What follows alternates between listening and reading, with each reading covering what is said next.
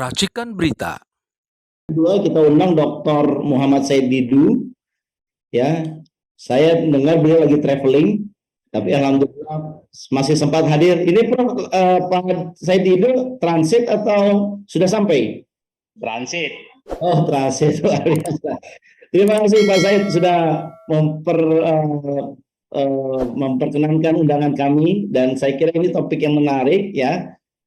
Pak Dr. Muhammad Said Didu, saya kira kita ingin minta pendapat ya, opini ini bagaimana sebetulnya yang terjadi mengenai 300 triliun, dan sebetulnya kan Pak Said juga mungkin bisa cerita ya bagaimana pengalaman di birokrasi, apalagi mungkin ada cerita yang bersentuhan dengan teman-teman di pajak ataupun di Kementerian Keuangan gini. Pertanyaannya, mereka sudah mendapatkan gaji besar. Ini yang dipertontonkan oleh anaknya Rafael ini kan eselon 3. Gimana eselon 2-nya dan eselon 1-nya, menterinya juga gitu. Apakah ini satu hal yang wajar ya, atau sebetulnya ini sudah memang kronis yang harus diselesaikan, diurai? Silakan Pak Muhammad Saididin. Terima kasih atas undangannya. Saya ingin membahas 4 hal sebenarnya. Yang pertama, apakah angka 300 triliun itu rasional? Kedua, apa yang menyebabkan terjadinya kongkak-likong antara petugas pajak dengan wajib pajak? Yang ketiga adalah tadi bagaimana birokrasi bisa menjadi alat pembersih, tapi bisa juga menjadi alat penutup kebocoran kotoran yang dibuat dalam birokrasi. Yang keempat, bagaimana mereformasi Kementerian Keuangan ke depan. Yang pertama, angka 300 triliun itu menurut saya itu angka terlalu kecil. Karena itu mulai 2016 ya. 2009, 2023. Nah, itu terlalu kecil. Hitungannya begini. Tax ratio kita dulu pernah mencapai 14,9%. Waktu pada saat Presiden SBY dan Menteri Keuangannya Menteri Sri Mulyani. Nah, sekarang turun pernah menjadi 7,8 pada saat pemerintahan Jokowi. 2022 naik tax ratio itu menjadi sekitar 10%. 10%. Nah, kita tahu sekarang dengan PDB sudah 18 kembali mendekati 20.000 triliun, maka setiap kenaikan 1% tax ratio itu penerimaan negara bertambah 200 triliun. 200 triliun nilainya. Jadi tidak usah tadi Prof, kita nggak usah pakai data IMF aja lah. Kita pakai data dari otak kita aja. Dengan turunnya tax ratio menjadi sekitar 5% sejak pemerintahan Jokowi, artinya penerimaan negara turun rata-rata. Perkiraan saya adalah ada uang yang harusnya masuk negara tahun lalu itu 1.000 triliun. Karena tax ratio 10% itu menghasilkan pajak itu maksudnya perpajakan ya. Perpajakan itu pajak, cukai, pajak dan bea dan cukai. Nah, itu ada 1.000 triliun yang harusnya masuk negara kalau tax ratio menjadi 15%, tapi tidak masuk negara. Tahun sebelumnya tentunya di bawah itu ya. Jadi per tahun tuh kira-kira mulai 2022 tuh kalau tax ratio tetap 10%, ada 1.000 triliun uang yang harusnya masuk ke negara tapi tidak masuk. Nah, orang pajak paham betul itu. Orang konsultan pajak paham betul itu. Wajib pajak paham betul itu. Dan mereka bertiga tahu di mana ruang bernegosiasi terhadap 1.000 triliun tersebut. Jadi kalau yang menyatakan 300 triliun ini itu masih kurang menurut saya. Nah, sekarang angka 1.000 triliun tahun lalu itu beredar di mana? Ya, saya yakin ada di 3 tempat. Ada di konsultan pajak, ada di di wajib pajak kembali, ada yang masuk ke pejabat pajak. Pejabat pajak inilah yang masuk pajak inilah menjadi transaksi ilegal. transaksi ilegal gitu. Tentunya 1.000 triliun tidak masuk semua ke wajah petugas pajak. Nah, karena kita tahu penghasilan mereka berapa, tapi kan dia terima uang dari yang hasil negosiasi terhadap penerimaan negara yang tidak dijadikan penerimaan negara. Problemnya sekarang adalah tadi dikatakan apakah KPK bisa masuk? Bisa masuk kalau itu temuannya gratifikasi. Gratifikasi. Nah, karena definisi korupsi adalah mengambil uang negara. Nah, ini belum masuk ke uang negara. Itu lubang yang digunakan oleh petugas pajak dan bea cukai dan konsultan pajak agar tidak terjerat korupsi. Nah, dia bisa hanya dapat gratifikasi, tapi gratifikasi dari konsultan pajak biasanya dibelokkan kemana-mana sehingga tidak bisa dijerat dengan gratifikasi. Tapi mereka juga takut gratifikasi ini disimpanlah di brankas. Nah, jadi penyebabnya adalah itu. Kenapa ini bisa terjadi?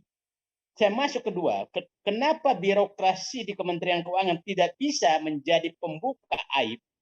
Begini, di Kementerian Keuangan itu lengkap sekali.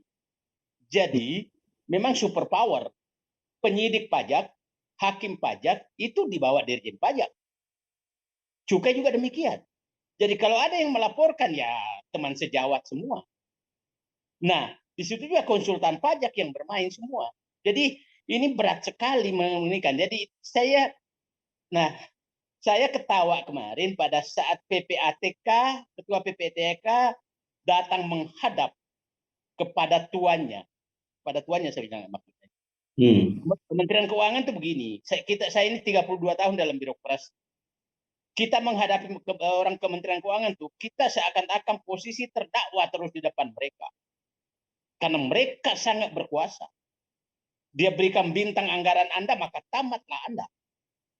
Dia kesal sama Anda, maka dia prosesnya diperlambat. Tamatlah Anda. Itu memang birokrat yang paling arogan menurut saya. Dan paling berkuasa. Nah, ini harus dikurangi kekuasaannya. Nanti saya uraikan gimana mengurai kekuasaan. Nah, bayangkan. Jadi saya sekarang menyatakan PPATK itu bukan bukan untuk memeriksa pencucian uang, tapi dia berubah menjadi pencuci para pencuci uang.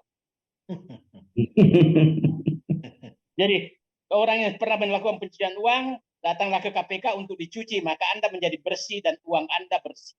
Itulah PPATK sekarang. Dan kita tidak bisa menghindar karena beberapa minggu lalu PPATK itu kan mengeluh di DPR bahwa anggarannya dipotong oleh Kementerian Keuangan. Ya kan? Siapa tahu pada saat dipanggil kemarin, lu macam-macam gua potong lagi anggaran. Ya kan? Ini nah, terus langsung aneh sekali Dirjen Kementerian Keuangan yang di posisi terdakwa tanda kutip lembaga terdakwa bersama-sama dengan pemeriksa dalam ini PPATK sepakat langsung menyatakan bahwa ini bukan korupsi, bukan pencucian uang. Sudah melebihi Tuhankah mereka? Tanpa pengadilan, tanpa pemeriksaan, tanpa apa, langsung menyimpulkan. Dan langsung staf khusus Menteri Keuangan langsung membuat Twitternya, alhamdulillah ternyata bukan korupsi dan bukan pencucian uang. Kan hebat sekali mereka. Hebat sekali mereka langsung menarik kesimpulan seperti itu. Nah, sekarang kenapa hal itu terjadi? Ini semua penyebabnya karena Undang-Undang Nomor 17 tahun 2003 tentang Keuangan Negara yang membuat Kementerian Keuangan itu adalah menteri yang super power. Kita ingat pembahas undang-undang itu ada 2 orang pimpinannya dari pemerintah.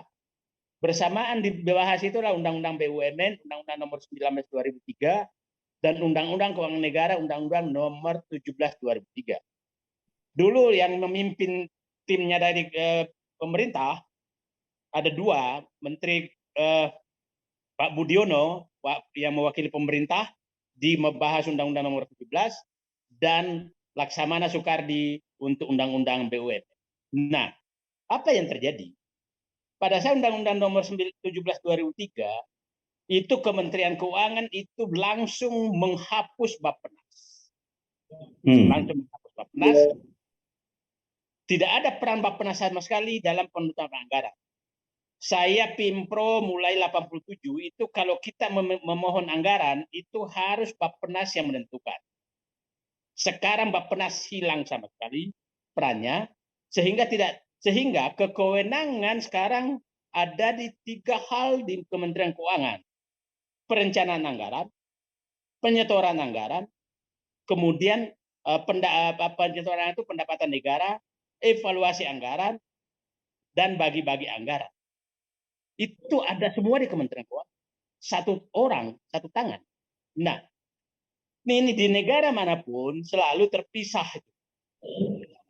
Terpisah antara yang merencanakan anggaran, kemudian yang mencari pendapatan negara, dan yang membelanjakan anggaran. Membelanjakan pendapatan negara. Nah, sekarang Bappenas itu kan tujuannya merencanakan anggaran. Kita mau membangun irigasi di sini gitu. Itu Bappenas yang ngatur. Anggarannya sekian itu Bappenas yang ngatur.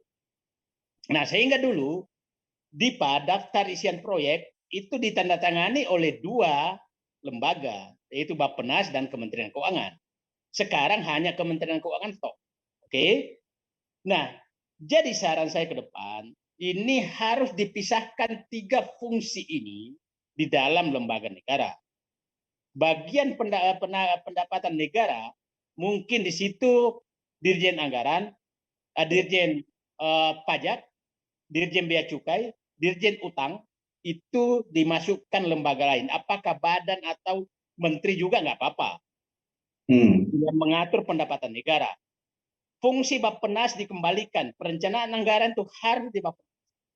Kementerian Keuangan sebagai bendahara negara, tugasnya adalah membagi-bagi, membelanjakan anggaran yang diperoleh dari lembaga penerima anggaran yang direncanakan oleh lembaga perencana anggaran. Sehingga mereka tidak sangat berkuasa. Nah, jangan heran bahwa apa yang, nah coba lucunya yang dibikin juga itu sangat lucu, bahwa penyidik TPPU adalah Kementerian Keuangan. Padahal yang mencuci uang anak buahnya sendiri. Gimana logikanya? Nah, karena kita tahu yang merancang semua pelaksanaan Undang-Undang Nomor 2003, Nomor 17 2003 itu adalah Sri Mulyani. Jadi personifikasi Sri Mulyani terhadap pelaksanaan Undang-Undang Nomor 17 2003 itu sangat kuat. Sangat kuat. Ya, karena pada saat itu masuk 2004, Presiden SBY itu baru diberlakukan Undang-Undang Nomor 17 2003 yang merancang semua mulai ini itu adalah Sri Mulyani. Sehingga menurut saya saatnya mungkin juga Sri Mulyani membuka diri bahwa rancangan beliau yang selama ini digunakan itu tidak sempurna dan tidak boleh masukan-masukan karena betul-betul dia merancang, paham betul. Kebetulan saya di dalam saat itu, jadi paham. Jadi menurut saya mungkin saatnya Sri Mulyani menurunkan egonya sedikit bahwa memang ternyata rancangannya dia bikin tentang mekanisme pengelolaan keuangan negara dan pengawasan keuangan negara masih harus diperbaiki. Problemnya adalah selalu kalau mau melakukan reformasi ini, maka dia selalu minta bantuan luar negeri untuk konsultan. Nah, konsultan luar negeri ini biasanya juga mencari konsultan pajak. Ya itulah menjadi konsultan pajak. Dan menurut saya udahlah, tidak bodoh-bodoh amat ahli-ahli dalam negeri untuk diajak merancang ini, apalagi yang pernah menjadi pelaku. Jadi saya simpulkan ini saya bahwa satu, angka 300 triliun yang dinyatakan itu transaksi ilegal sangat kuat diduga itu adalah hasil kong kali kong antara wajib pajak dengan petugas pajak melalui konsultan pajak yang jumlahnya menurut saya jauh lebih kecil dari dari nilai pajak yang tidak terserap oleh pemerintah karena terjadinya kong kali kong. Yang kedua, bahwa kong kali kong ini terjadi karena sistem yang ada di Kementerian Keuangan menjadi sangat superpower karena menyatunya antara perencana, pelaksana, dan pengawas di semua lini, termasuk di perpajakan. Yang ketiga, saatnya saya berharap Sri Mulyani, saya lama sama beliau, saya paham ini kerja beliau, saya paham bahwa beliau itu betul-betul menganggap bahwa apa yang dalam pikiran itu adalah kebenaran. Mungkin saatnya membuka diri bahwa kebenaran yang dianggap terbaik dari dirinya itu masih ada celah dan banyak celah yang harus diperbaiki. Dan terakhir, saya harapkan merevisi Undang-Undang Nomor 17 Tahun 2003. Terima kasih. Assalamualaikum warahmatullahi wabarakatuh. Waalaikumsalam. Terima kasih Pak Said Didu, sangat clear sekali saya kira. Dan ada juga unikan usulan kalau di luar negeri itu kan tax collecting itu kan dibuat institusi yang berbeda ya Pak Said. Ada internet services.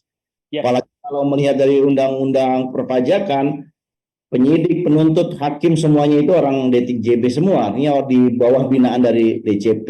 Jadi sangat mungkin untuk abuse of power gitu ya Pak Said Didu. Nah, persoalannya kan kita tahu dari rezim-rezim kemarin, dari 5 tahun kemarin, bahkan yang terakhir 3 tahun berjalan ini kan setiap rancangan undang-undang yang diusulkan oleh Kementerian Keuangan, baik itu dulu adalah tentang Perpu nomor 1 COVID yang memperpanjang masa defisit, dan sekarang lagi terakhir adalah Omnibus Law sistem keuangan, di mana menempatkan Kementerian Keuangan seperti koordinator ketua KSSK. Ini kan menempatkan memang secara sadar gitu loh, DPR RI memberikan kewenangan kepada Kementerian Keuangan begitu powerful.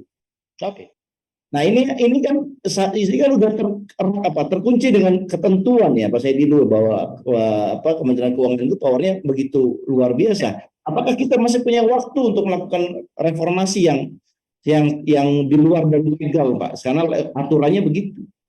Saya paham itu. Dan ini kita menghadapi tembok besar karena DPR juga tidak akan mau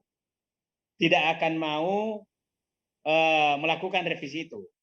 Karena yang menentukan anggaran sekarang itu hanya Kementerian Keuangan dan DPR.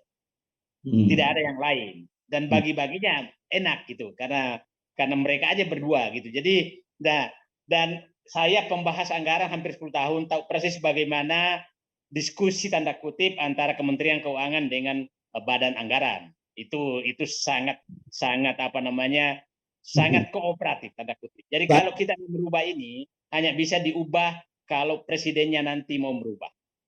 Kalau hanya Kementerian Keuangan tidak akan mau, DPR juga tidak akan mau. Saya yakin betul tidak akan mau merubah undang-undang ini. Itu Pak. Baik, terima kasih Pak Said Didu, sangat menarik ya diskusinya, dan saya kira kita sekarang mau ke Pak Dr. Antoni Budiawan.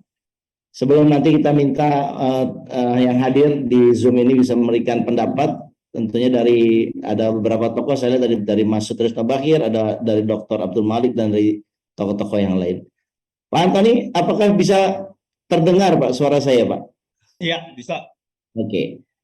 Jadi sebagai pembicara terakhir, tentunya bisa menambahkan apa yang disampaikan oleh narasumber sebelumnya, ataupun mungkin Pak Antoni punya ide bagaimana reformasi Kementerian Keuangan yang kita harapkan ini bisa terjadi dengan cepat begitu Pak. Dan reputasi Kementerian Keuangan terutama tax collecting-nya itu tidak tergerus.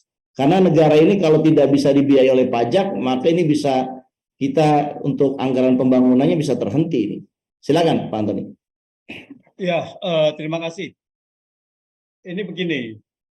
Ini kita harus melihat bahwa ini apakah kesalahan manajemen secara struktur atau ini adalah masalah yang memang adalah masalah kejahatan. Nah, kita lihat bahwa masalah kejahatan di Direktorat Jenderal Pajak itu sudah berkali-kali terjadi. Dan kita tahu bahwa harta kekayaan yang tidak normal, ya, dan kita lihat kronologisnya.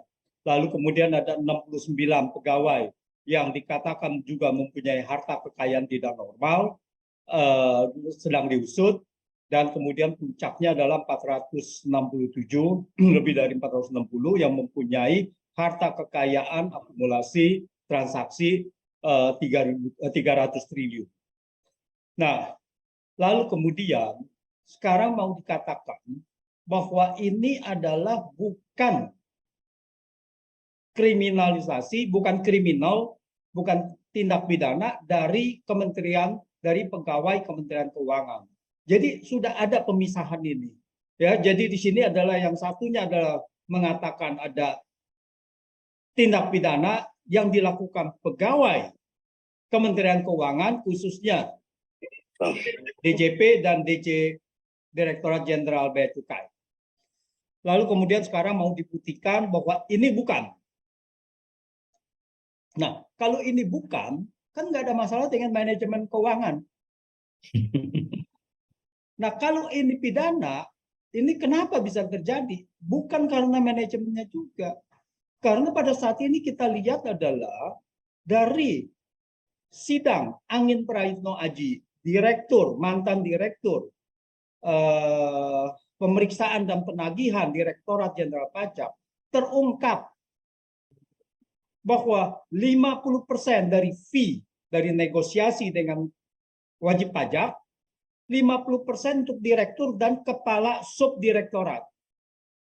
Lalu 50%-nya lagi untuk tim pemeriksa. Itu terbuka, itu ada di media, ada di sidang gitu. Nah, jadi ini akan artinya terstruktur. Rafael Alun itu kan bukannya tim pemeriksa. Dia bagian dari kepala subdirektorat. Dia mendapat juga bagian untuk itu. Nah, apakah pada saat itu dikatakan enggak Rafael Alun itu mempunyai paham? Enggak, ini pembelian, bagian pembelian. Apakah korupsi dari situ? Nah, artinya mereka mungkin sekarang mau mengalihkan ke situ, tetapi Rafael dari Angin Praitno dari persidangan itu terungkap 50% untuk manajemen dan 50% untuk tim pemeriksa. Oleh karena itu, tidak heran kalau semua pegawai dari Direktorat Jenderal Pajak itu mempunyai kekayaan yang luar biasa. Itu pertama. Ya. Nah, sekarang kita lihat beberapa kronologis pernyataan dari para pejabat ini itu adalah awalnya mengatakan di Kementerian Keuangan. Nah, lalu kemudian sampai terakhir Sri Mulyani mengatakan memang kita dapat laporan dari PPATK dari 2007 bahkan sampai dengan 2023 sebanyak 266 laporan. Lalu dikatakan melibatkan 964 pegawai Kementerian Keuangan. Jadi yang dilaporkan itu adalah pegawai Kementerian Keuangan, bukan orang lain. Di situ pernyataan di dalam Sri Mulyani itu mengatakan begitu. Ini terkait aparat dan ASN Kementerian Keuangan. Nah, lalu kemudian inilah yang tidak sinkronnya dengan Ivan Yustia Vandana, Kepala PPATK mengatakan kami melaporkan bukan pegawai Kementerian Keuangan. Saya melihat berarti tidak sinkron, berarti ada dugaan pembohongan publik untuk menghalangi pemberantasan tindak pidana pencucian uang. Dan untuk itu dari statement itu, kalau statementnya Ivan, Kepala PPATK, itu adalah pembohongan publik, maka dia sendiri itu adalah pidana. Nah, jadi kita lihat kronologisnya.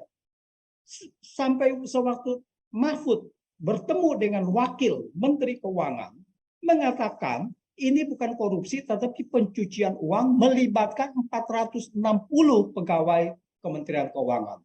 Jadi di situ masih diakui dan diperkuat oleh Sri Mulyani, bahkan itu 964 melibatkan Kementerian Keuangan. Lalu Ivan Yustia Vandana mengatakan bahwa tidak terkait. Nah, pertanyaannya apa? Dia mengatakan tidak terkait, kenapa? Karena Dirjen Pajak dan Dirjen Bea Cukai itu adalah penyidik tindak pidana asal. Hmm. Apakah ada yang tahu kita apa itu tindak pidana asal? Ini adalah pembohongan intelektual untuk mengatakan bahwa ini adalah tindak pidana asal. Apa artinya? Seharusnya adalah tindak pidana asal timbulnya dari harta itu. Itu yang dimaksud dengan tindak pidana asal. Timbulnya kekayaan dari harta itu. Dan itu ada di Kementerian Keuangan. Makanya dikasihkan. Lalu dia bilang, enggak, ini adalah bukan Kementerian Keuangan. Lalu ngapain, asalnya di mana? Nah, ini tergantung subjeknya. Nah, kalau tindak pidana asal adalah pelakunya diketahui bahwa ini adalah tindak pidana. Kekayaan ini adalah diduga dari tindak pidana. Nah, itu makanya harus diselidiki di asalnya itu. Anda menyelidiki. Lalu tiba-tiba Ivan mengatakan bukan. Ini adalah terkait orang lain. Kita nggak tahu orang dari mana mengatakan bahwa dia ada 3.000 triliun terkait korupsi pajak dan bea cukai kepabeanan. Jadi dia sudah tahu ada orang, saya mempunyai uang ratusan miliar, lalu dia ada peredarannya, lalu Ivan mengatakan bahwa ini dari korupsi pajak. Masuk akal nggak? Tanpa ada penyidikan. Uang Anda dari mana? Jadi ini aja sudah yang mengatakan tindak pidana asal aja sudah tidak masuk akal. Tidak masuk akalnya karena dia mengetahui bahwa itu adalah tindak pidana pajak. Dari mana dia mengetahui itu tindak pidana pajak? Nah, ini yang harus diusut. Jadi saya rasa ini adalah tindakan kejahatan yang terstruktur, dilakukan secara kolektif, dan ini harus diusut, dituntaskan. Lalu kemudian KPK mengatakan dari LHKPN ada 134 pegawai pajak yang mempunyai saham di 280 perusahaan. KPK mengatakan kami memberikannya kepada Kementerian Keuangan. Kenapa tidak disidik? Kenapa harus diberikan ke Kementerian Keuangan? KPK mempunyai wewenang untuk menyelidiki itu. Nah, ini tidak disidik, ini adalah diberikan. Lalu apa? Dalam 1 hari, dalam 2 hari, Kementerian Keuangan bilang apa? Bilang bahwa oh itu adalah perusahaan-perusahaan kecil. Tidak ada perusahaan-perusahaan yang besar gitu kan. Tahu dari mana publik? Apakah Anda percaya? Sekarang ini masyarakat terus terang tidak ada yang percaya. Ini terlihat sekali pembohongannya ini sudah luar biasa gitu. Jadi tidak ada yang percaya. Apapun yang dibicarakan di Kementerian Keuangan dan kepala PPATK, tapi di publik kan sudah menilai bahwa ini adalah korupsi pajak. Tadi kita bicarakan apapun yang dikatakan oleh Prof. Didin, ya ini adalah kebocoran-kebocoran pajak. Nah, disinilah bahwa kita melihat ada orkestrasi untuk, kalau Prof. Didin mengatakan ini adalah penyelesaian politik, ini adalah korupsi. Mana bisa diselesaikan politik? KPK tidak menyidik. KPK kita sudah tahu, sudah dilumpuhkan. Jadi tidak ada harapannya. KPK itu begini. Presiden tidak bisa memerintahkan KPK untuk menyidik. Karena KPK adalah lembaga independen. Tapi presiden bisa mengatakan ini ada masalah ini dan Kejaksaan Agung harus menyidik. Karena Kejaksaan Agung adalah bagian dari kabinet. Ini adalah pengacara negara. Kalau pengacara negara, dia dikatakan, oke, Anda harus menyidik ini. Polisi juga tidak bisa untuk dikatakan itu polisi, meskipun dia di bawah presiden, presiden tidak bisa mengintervensi polisi. Tapi kalau kejaksaan bisa, kejaksaan karena ini bagian dari kabinet. Nah, dari kronologis itu kita lihat bahwa apa yang disampaikan oleh kepala PPATK, khususnya dia mengatakan bahwa ini bukan terkait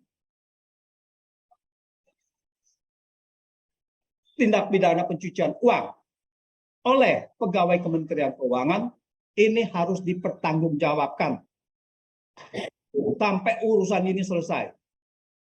Artinya bisa saja ini tidak selesai, artinya yang tadi ya, bahwa ada intervensi-intervensi apapun itu, tetapi pada satu saat kriminal ini adalah tidak ada batas waktunya.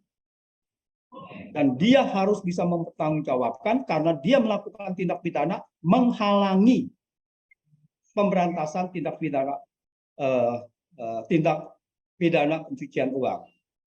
Kemudian PPATK adalah lembaga independen yang bertanggung jawab kepada presiden. Artinya apa? Apakah sekarang ini dia melakukan, artinya kan dia bisa menyeret nama presiden.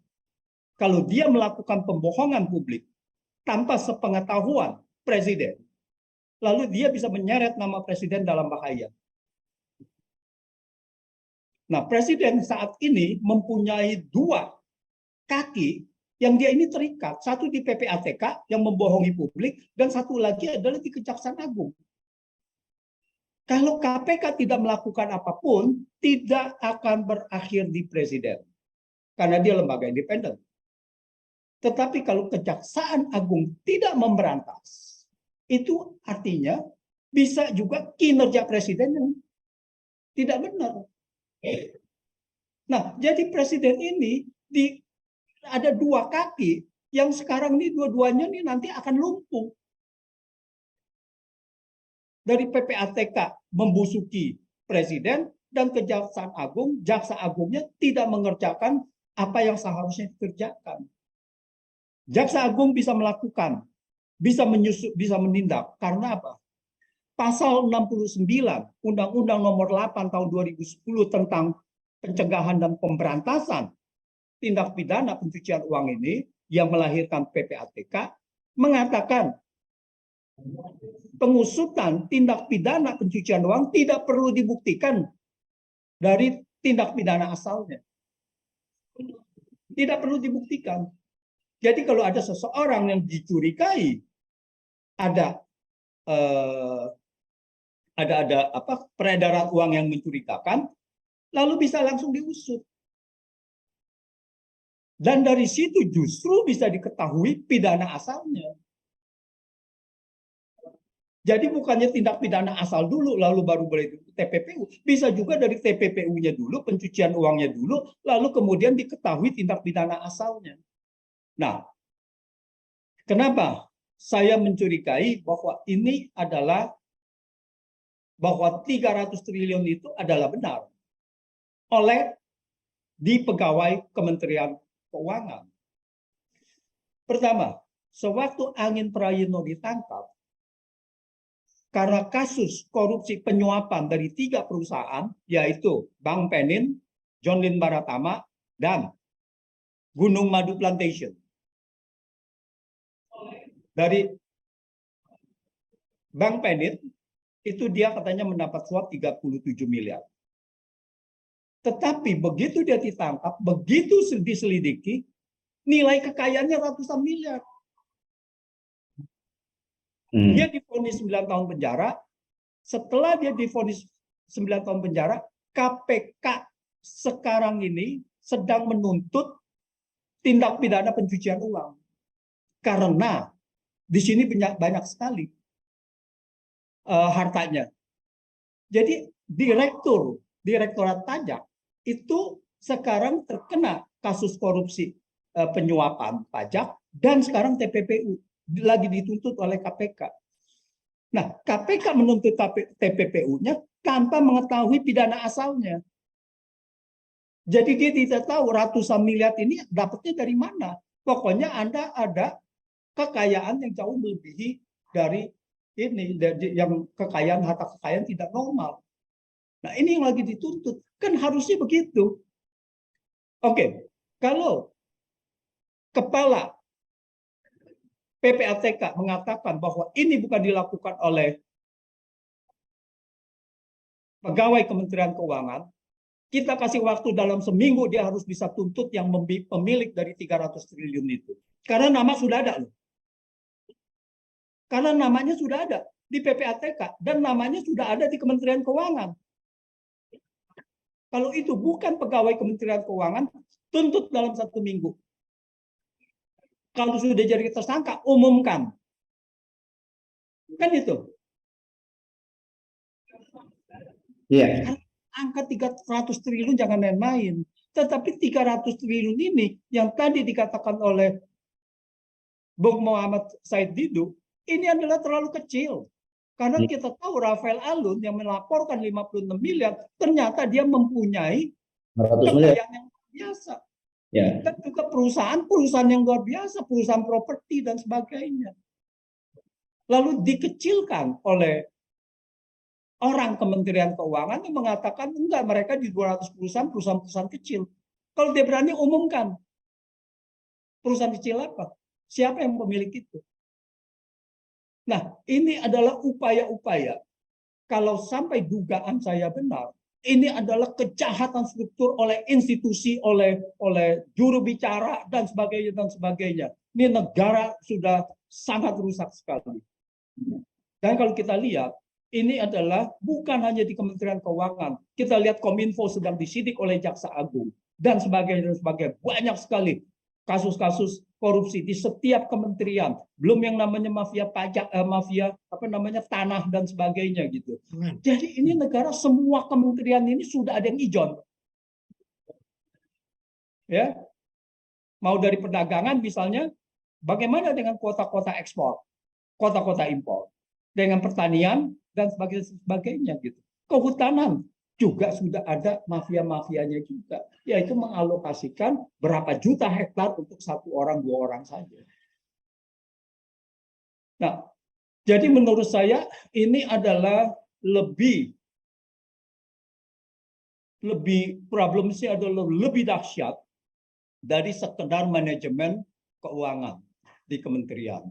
Jadi ini adalah suatu kejahatan struktur dan seharusnya diusut, dan rakyat meminta ini akan diusut karena rakyat sudah tidak menaruh kepercayaan lagi. Ini sudah terjadi krisis kepercayaan kepada pemerintah.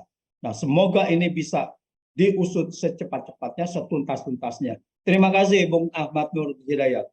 Terima kasih Dr. Antoni Budiawan yang sangat informatif dan juga sangat berisi ya apa yang menjadi topik kita saat ini. Dan saya kira tidak ada penjelasan yang paling logis kalau kita melihat PPATK sebagai lembaga negara, dia punya hak untuk melakukan financial intelligence, bahkan awalnya itu juga terkait dengan extraordinary crime, terorisme, yang kemudian berkembang ke korupsi. Tapi untuk terorisme kita melihat satu tindakan yang sangat tepat dan sangat bermanfaat sekali kita melihatnya. Tapi dalam untuk urusan yang begini kok malah seorang ketua PPATK itu kelihatan apa istilahnya ya, yang awalnya gagah tapi ketika dalam pertemuan terakhir itu jadi tunduk begitu ya Pak Antoni ya, dari penjelasan tadi ya. Ini kelihatannya ini bukan lagi diperankan oleh seorang profesional, ini sepertinya kepala PPATK sudah menjadi politisi dia tidak lagi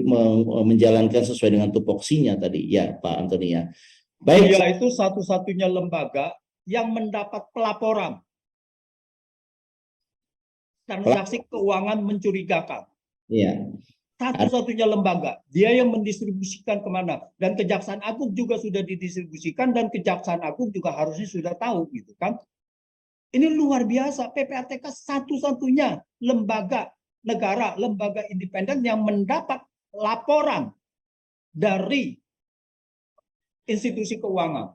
Saya kalau jadi Pak Ivan ya Pak Antoni, daripada saya rusak namanya begitu ya, lebih baik saya buka saja ke publik data PPATK-nya itu, tentunya nomine ya, tetapi itu menjelaskan bahwa ini kan kemarin dituduh bahwa PPATK tidak punya data atau datanya acak-acakan, tidak profesional. Kemudian ditambah lagi, bukannya mengungkapkan bahwa data kita valid, malah menambah lagi seolah-olah mengesankan laporan PPATK ini adalah laporan yang memang serampangan begitu, sehingga kesannya tidak ada korupsi apa-apa. Padahal kan saya yakin ada lah, dari 300 triliun itu pasti ada. Hanya saja pertanyaannya mau nggak dibuka. Kalau kita sebagai civil society menginginkan bersih-bersih, ini kan harusnya nggak berhenti di internal Kementerian Keuangan kan. Ini harusnya ada yang dilaporkan, ada yang diperiksa, begitu kan harusnya kan. Ya, saya kira ini tantangannya makin berat, makin kesini ya Pak Antoni. Dari paparan narasumber kita, ya ini menunjukkan bahwa memang kita ini pengen bersih, tetapi tantangan kita ingin bersih begitu luar biasa.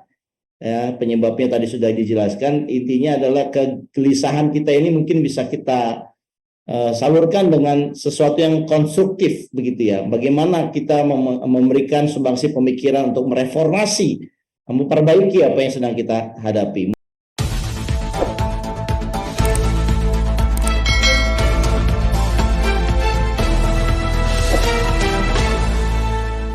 Racikan Berita